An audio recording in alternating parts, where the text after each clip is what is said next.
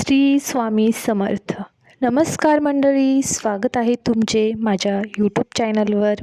आजचा दिवस तुम्हाला व तुमच्या कुटुंबाला सुखाचा आणि आनंदाचा जाओ.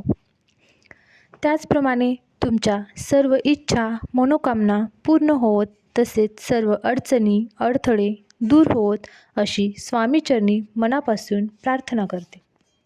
आज आहे 29 जून, वार सोमवार, वटपौर्णिमा. वटपौर्णिमेच्या तुम्हाला व तुमच्या परिवाराला अगदी मनापासून खूप खूप शुभेच्छा. वटपौर्णिमा हा हिंदू धर्मातील अत्यंत महत्त्वाचा सण आहे. हा सण ज्येष्ठ महिन्यातील पौर्णिमेला साजरा केला जातो. विशेषतः हा सण महाराष्ट्र, गोवा, गुजरात आणि इतर भागामध्ये हा सण मोठ्या श्रद्धेने साजरा केला जातो.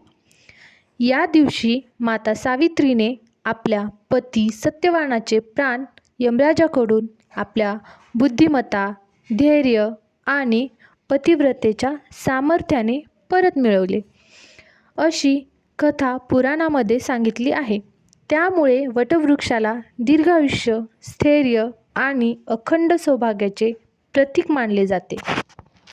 संध्याकाळी आपल्याला कोणता उपाय करायचा आहे, कापुरासोबत कोणत्या गोष्टी जाळायच्या आहेत, हा उपाय केल्याने तुमच्या आयुष्यातील कोणत्या अडचणी, अडथळे, वास्तुदोष, मुलांची प्रगती, पतीची प्रगती व भरभराट होते. तर आज वटपौर्णिमेच्या पवित्र दिवशी संध्याकाळी केला जाणारा एक पारंपरिक उपाय पाहणार आहोत. तर चला पाहूया हा उपाय कोणता आहे. संध्याकाळी पूजेनंतर एका ताटलीत 4-5 कापराच्या वड्या घ्या. त्यासोबत 2 लवंगा, 2 वेलची, चिमूटभर काळे तीळ, थोडासा गूळ आणि थोडे तूप घाला.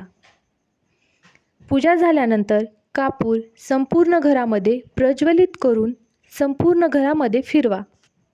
त्याचप्रमाणे नंतर ओम नमः शिवाय तसेच ओम वटवृक्षाय नमः या मंत्राचा मनोभावे जप करा.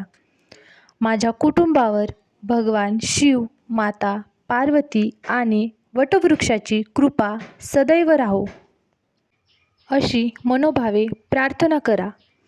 त्याचप्रमाणे आज सोमवती पौर्णिमासुद्धा आहे. त्यामुळे भगवान शंकराचे मनोभावे नामस्मरण करा. या उपायामुळे घरातील नकारात्मक ऊर्जा कमी होते.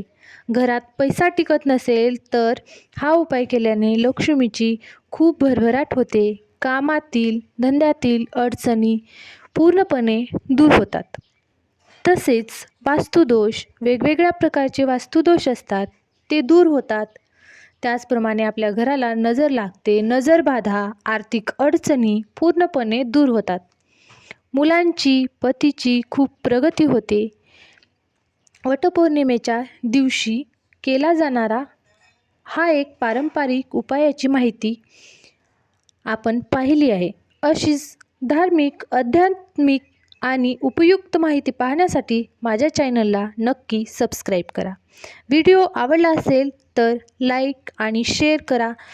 तुम्ही हा उपाय केलात का ते कमेंटमध्ये नक्की सांगा. धन्यवाद. हर हर महादेव.